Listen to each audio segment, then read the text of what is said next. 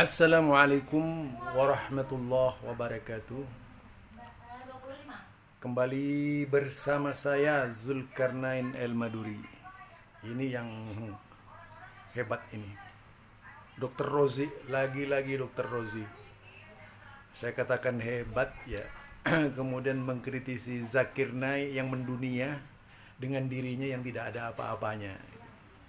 Merasa ya seperti apa ya, kalau kita ibaratnya itu seperti kata ingin jadi gajah gitu, mengkritisi Zakir Naik. Boleh-boleh saja mengkritisi Zakir Naik, tapi yang masuk akal lah, jangan yang tidak masuk akal. Sekelas doktor ya, sekelas doktor Zakir Naik, siapa namanya, Ar-Razi, harusnya itu berpikir lebih modern dan lebih ilmiah, tidak kaku gitu. Ini terlalu kaku, norak lagi gitu. Sudah kaku norak lagi gitu. Kenapa saya katakan udah kaku norak? Coba bayangkan, sekelas Dokter Zakir Naik itu dikritisi gitu. Pada saat seluruh dunia orang-orang yang memiliki kepandaian dalam ilmu teologi, dalam ilmu apa saja yang terkenal di dunia memuji kehebatan Zakir Naik, memberikan penghargaan yang luar biasa, tiba-tiba ada sekelas Dr. Rozi pikirannya menjadi sempit. Seolah-olah apa yang dikatakan oleh Zakir Naik itu provokatif gitu. Sembarangan, tidak ilmiah, ditafsirkan sesuka hati. Naif banget cara berpikirnya orang ini. Yang tentunya harus lebih intelektual lah. Janganlah mempengaruhi orang-orang awam dengan kebodohan. Janganlah mendoktrin awam dengan kebodohan.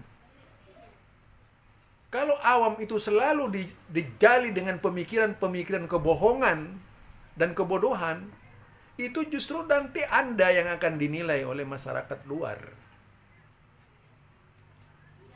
Zakir Naik yang sudah begitu hebat menunjukkan eksistensinya, keberadaannya di dunia ini, dan semua orang tahu kelebihannya, dan berhadapan dengan berbagai pendeta, berhadapan dengan pendeta-pendeta India, berhadapan dengan ahli-ahli agama yang lainnya, Anda kemudian berpikir tertinggal.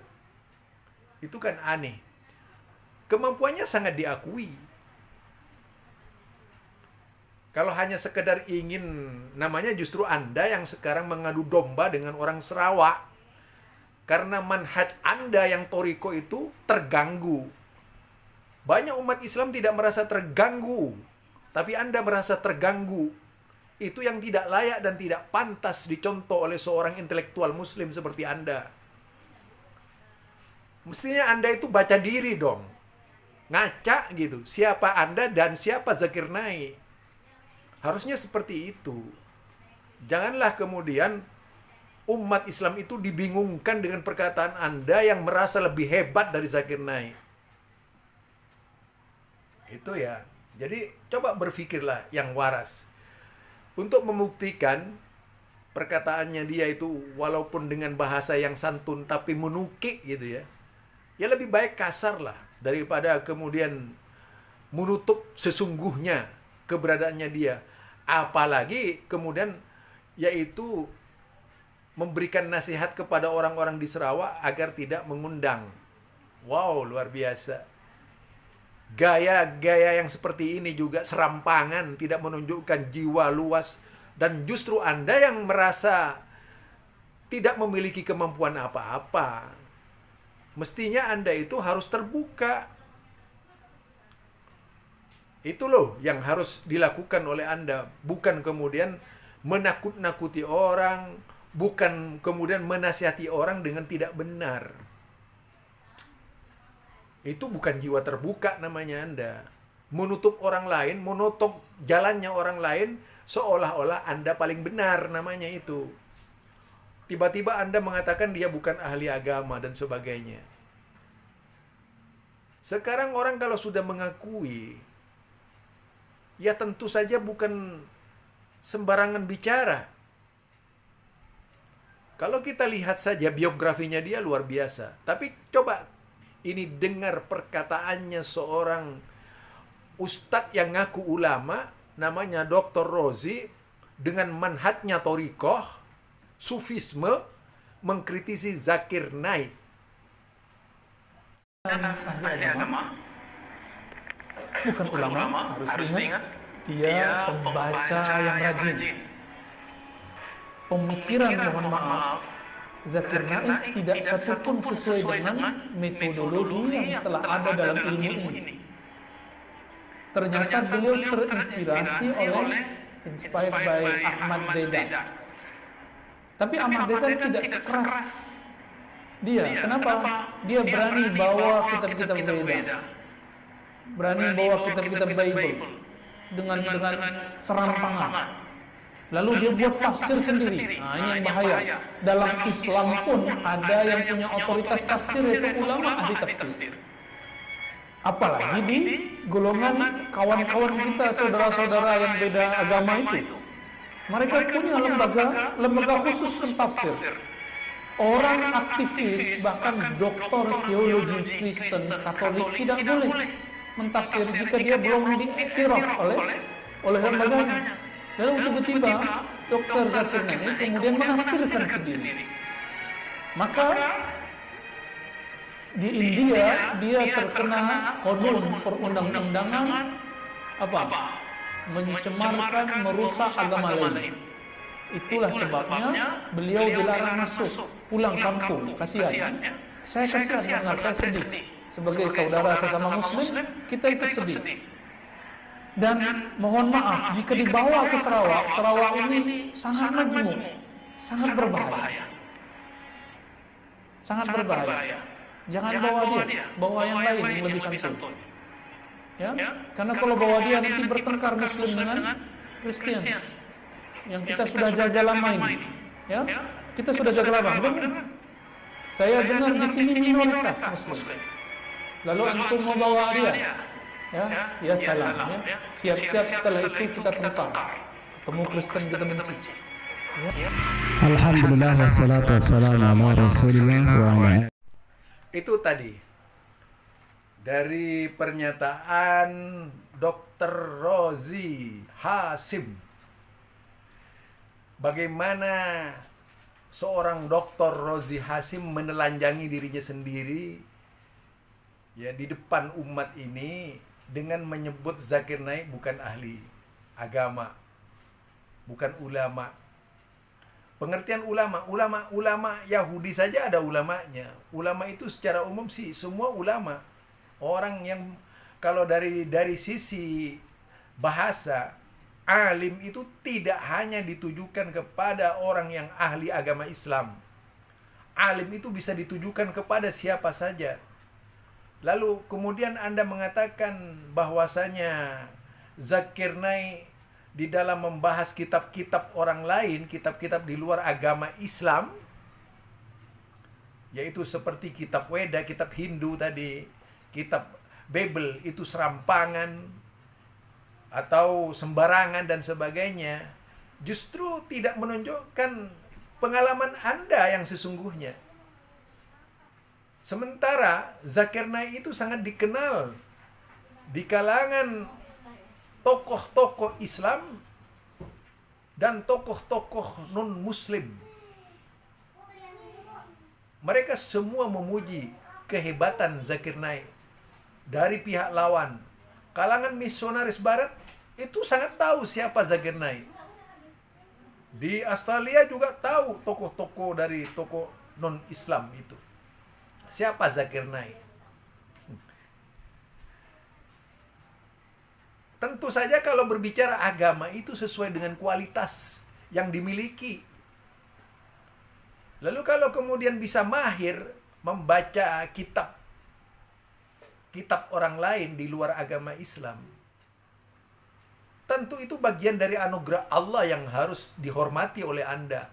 Jangan hanya Anda merasa mendapatkan laduni dari Allah. Bagaimana seorang Thariqah yang seharusnya punya keyakinan seperti itu? Bisa saja. Kalau dalam keyakinan Thariqah itu kan ada yang disebut dengan ilmu laduni, kemampuan di dalam menelaah kitab tanpa guru. Bukankah itu memang ada keyakinan seperti itu? Tetapi saya tidak akan berbicara ke arah sana. Itu bukan dunia saya lagi mengenai Toriko itu.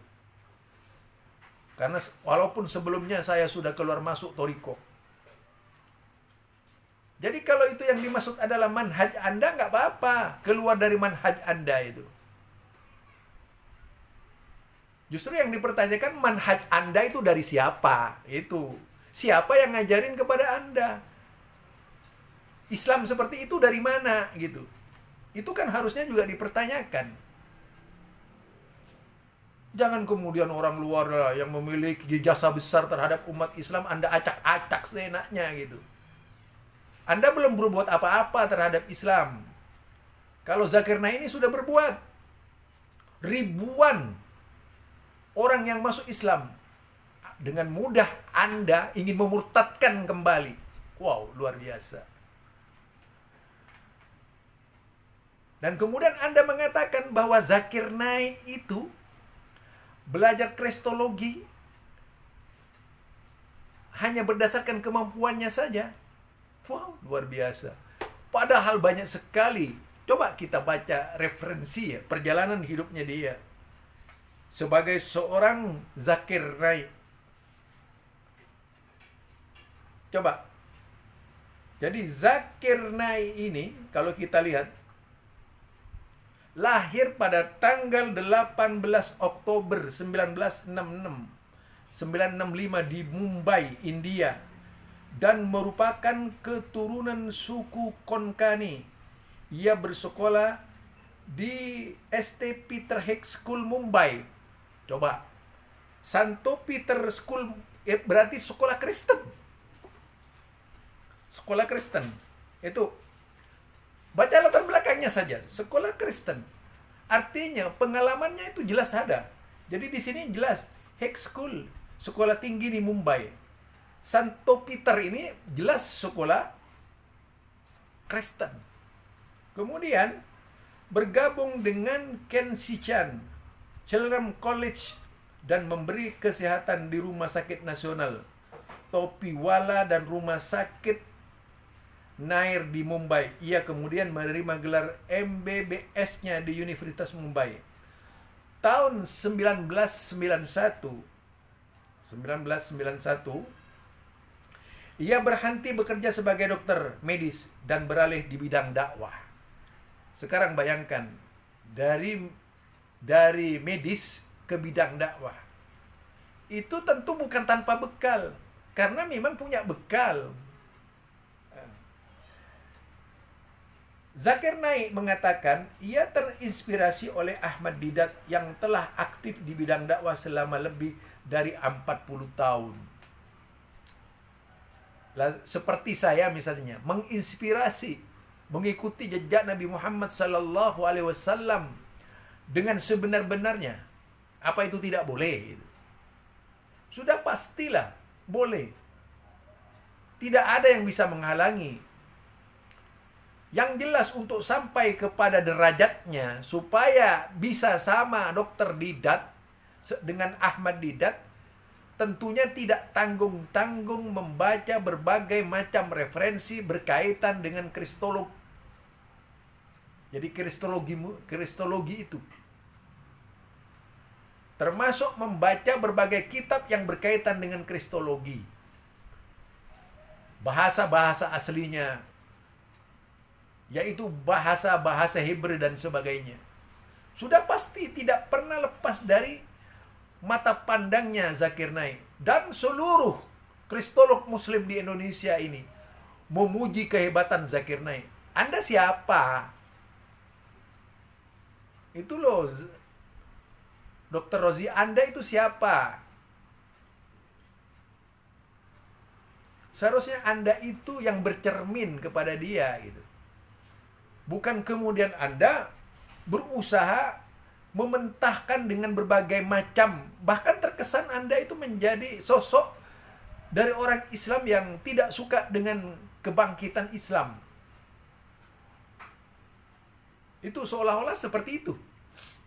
Saya tidak menuduh, tapi cara perangai Anda menyerang Islam sendiri itu justru menimbulkan permasalahan. Menimbulkan permasalahan dan konsekuensi yang akan dihadapi oleh Anda, karena akan berhadapan dengan umat yang sudah mengetahui sikap terjang Zakir Naik. Mungkin Anda diketawain. Itu ya. Jadi tujuannya adalah berkonsentrasi pada remaja muslim berpendidikan yang mulai meragukan agamanya sendiri dan merasa agama telah kuno. Itu di India. Jadi dirasakan kekhawatirannya ada di dalam dadanya itu. Kalau Anda mungkin tidak punya khawatirnya golongannya hilang gitu. Kalau dia khawatirnya karena remaja-remaja muslim di Indonesia di India mulai terkikis rasa senangnya kepada agama, sehingga tumbuh inisiatif mendakwakan Islam yang sebenar-benarnya. Itu pertama yang dijadikan asas pemikiran. Selain itu, untuk menghilangkan kesalahpahaman tentang Islam. Woi, luar biasa ini. Mungkin Anda tidak tahu itu, bacalah.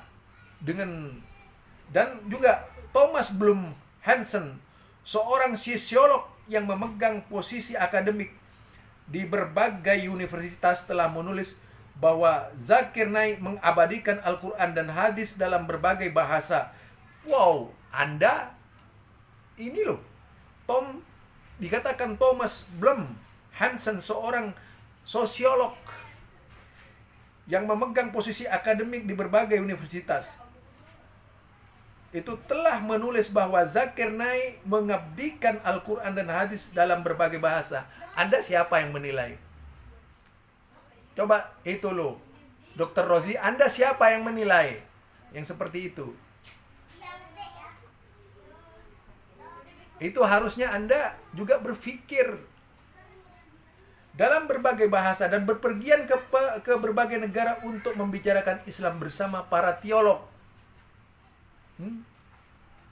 Nah, coba, beliau tidak hanya sekedar ingin mencontoh atau menteladani Ahmad Didat, bahkan ingin menjadi pribadi Ahmad Didat meskipun dengan tampilan lain, sehingga menemui para teolog-teolog, yaitu ahli teologi yang membicarakan tentang ketuhanan di dunia.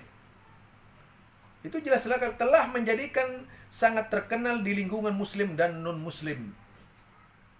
Meskipun ia berbicara kepada ratusan hadirin dan kadang ribuan hadirin, justru rekaman video dan DVD ceramahnya yang banyak didistribusikan.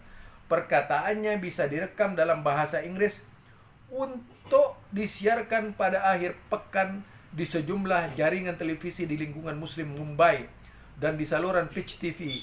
Topik yang ia bicarakan mencakup Islam dan ilmu pengetahuan modern, Islam dan Kristen, dan Islam dan sekularisme. Jadi benar-benar mengahlikan. Kalau tidak mengahlikan ya tidak bisa bicara. Di Indonesia itu anak-anak muda banyak, Ar-Rozi, seperti Yonatan Nandar dan Zulkifli itu, mereka berangkat dari awam, dari bawah, biasa-biasa aja, tapi mereka menguasai, memiliki keilmuan yang luar biasa di bidang kristologi. Harusnya Anda melihat di Indonesia itu semua kalangan kristolog di Indonesia, dari kristolog muslim Indonesia, semuanya merasa kagum dengan Zakir Naik. Tiba-tiba datang seorang Dr. Rozi dengan bahasa yang tentu saja menyakiti perasaan umat Islam. Itu seharusnya tidak dilakukan itu. Itu ya. Zakir Naik itu juga telah mengadakan berbagai macam debat dan ceramah di seluruh dunia. Ia biasa mengadakan di Mumbai, India, dan setiap tahun sejak 2007 ia menerima konferensi damai 10 hari dari Somaiya di Ground Sion Mumbai dengan cendekiawan lainnya termasuk politikus Malaysia Anwar Ibrahim pada tahun 2008. Tuh. Ini mungkin harus menjadi cara berpikir Anda juga. Jadi tahun 2004 Naik mengunjungi Selandia Baru dan kemudian ibu kota Australia atas undangan Islamic Information. Terus tiba-tiba ada seorang seperti Dr. Rozi merendahkan dia itu. Memuji tapi kemudian dilempar begitu saja itu. Dalam konferensi di Melbourne menuju jurnalis Susi Des, Naik memuji superioritas moral dan spiritual Islam dan mencerca kepercayaan lain dan bangsa barat secara umum, menambahkan bahwa kata-kata Naik mendorong jiwa keterpisahan dan memperkuat pemisahan. Bulan 1 April 2005, Naik terlibat dalam debat dengan William Campbell. Topiknya ialah Islam dan Kristen dalam konteks ilmu pengetahuan, di mana keduanya membicarakan dugaan kesalahan ilmiah di dalam kitab suci. Tuh, Anda pernah coba nggak yang seperti itu? Kita tahu William Campbell ini. Dia seorang yang anti-Islam. Cara berpikirnya, orientasinya Kristen. Dalam diskusi-diskusi ilmiahnya, bahkan itu menunjuk kesalahan-kesalahan William Campbell. Anda berbuat apa? Kemudian Kushwant Singh, seorang jurnalis India, mengatakan bahwa kata-kata Naik itu kejam dan mereka jarang masuk debat tingkat sarjana perguruan tinggi di mana konstan bersaing dengan yang lainnya untuk memperoleh nilai terbaik. Analis politik Khalid Ahmad menganggap bahwa Zakir Naik menurut klaim superioritas Islam terhadap keyakinan religius lain mempraktikkan apa yang ia sebut orientalisme mundur. Dalam sebuah ceramah di Melbourne University, Naik mengatakan bahwa hanya Islam yang memberikan wanita kesamaan sejati. Ia menyatakan pentingnya menutup kepala dengan menganggap bahwa pakaian barat yang terbuka membuat wanita lebih mungkin mengalami pelecehan sosial. Tanggal 21 Januari 2006, Naik mengadakan sebuah dialog antar agama dengan Sri Ravi Shankar. Acara ini mengenai konsep Tuhan dalam Islam dan Hinduisme. Tujuannya ialah memberikan kesepahaman antara dua agama besar India dan mengeluarkan kesamaan antara Islam dan Hinduisme. Seperti bagaimana berhala dilarang, diadakan di Bangalore, India dengan 5.000 orang memadati Pitch Ground. Bulan Agustus tahun 2006, kunjungan dan konferensi Naik di Cardiff, Britania Raya menjadi objek kontroversi ketika MP anggota parlemen Wales David Davids meminta acara dibatalkan. Ia menyebutnya seorang penjual kebencian dan mengatakan pandangannya tidak pantas memperoleh platform publik Muslim dari Cardiff. Mempertahankan hak bicara Naik di kota mereka, Salem Ketwas, Sekretaris Jenderal Muslim Council of Wales, tidak setuju dengan David, menyatakan bahwa orang-orang yang mengenalnya Naik tahu bahwa ia adalah salah satu orang paling tidak kontroversial yang pernah ada. Ia berbicara tentang kesamaan antara agama dan bagaimana kita harus hidup selaras dengan mereka, dan mengundang David untuk berbicara lebih jauh dengan Naik secara pribadi di konferensi ini. Konferensi tetap berjalan setelah Dewan Cardiff mengatakan bahwa mereka apabila ia tidak berceramah dengan pandangan ekstremis. Setelah sebuah ceramah oleh Paus Benedictus, yaitu 16 bulan September 2006, naik menantang debat publik langsung dengannya, tetapi ditolak oleh Sri Paus. Pada bulan November 2007, IRF mengadakan konferensi dan pameran Islam internasional 10 hari, yaitu 10 hari bertemakan konferensi damai di Somaiya Ground di Mumbai. Ceramah tentang Islam dilaksanakan, naik juga 20 cendekiawan Islam lainnya dari seluruh dunia. Selama salah satu ceramahnya naik memprovokasi kemarahan di antara anggota komunitas Syiah. Di konferensi ia ketika menyebutkan kata-kata radhiyallahu ta'ala anhu, berarti semoga Allah mengampuninya, setelah menyebut nama Yazid dan menyebutnya bahwa pertempuran Karbala hanya berdasarkan politik lainnya, mempercayai komentar ini disengaja.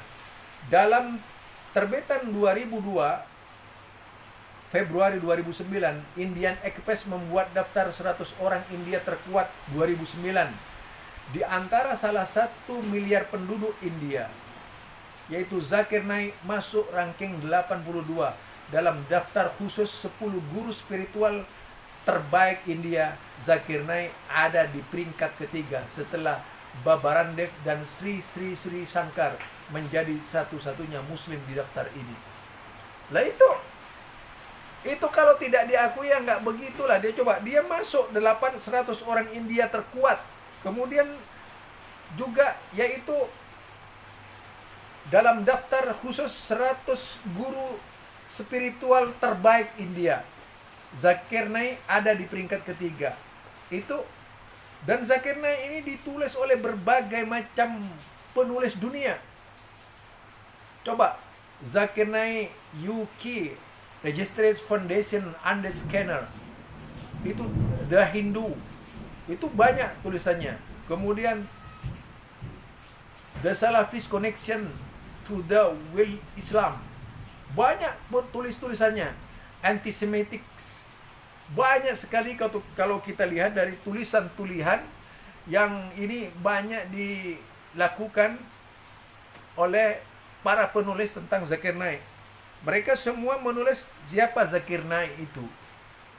Intinya, kalau Anda ingin mengkritisi Zakir Naik, harusnya banyak belajar dulu kehidupannya beliau, mempelajari biografi beliau, mempelajari yaitu hadiah-hadiah dari tokoh-tokoh dunia terhadap beliau, barulah Anda berkomentar. Bagaimana Anda berkomentar sementara Anda sendiri tidak memiliki kemampuan menandingi Zakir Naik? Lah itu. Yang tentunya hal ini perlu dijadikan salah satu acuan cara berpikir sebagai seorang doktor, apalagi akademik. Bagaimana seorang akademik kemudian bisa dimasukkan dalam konteks pemikiran yang ilmiah ketika menilai seseorang tidak ilmiah ini? Itu ya menurut saya itu. Jadi disinilah terkadang kita itu mudah membaca gajah di pelupuk mata itu besar, tidak kelihatan. Semut di seberang lautan nampak jelas di mata Anda itu. Karena apa? Kesalahannya itu menutup Anda itu. Jadi kesalahan Anda adalah menutup Anda, sehingga tidak melihat orang lain itu cerdas. Itu barangkali. Mudah-mudahan Allah mengampuni kita seluruhnya. Dan Anda diberi petunjuk oleh Allah Subhanahu wa taala. Subhanakallahumma wa bihamdika asyhadu an la ilaha illa anta astaghfiruka wa atubu ilaik.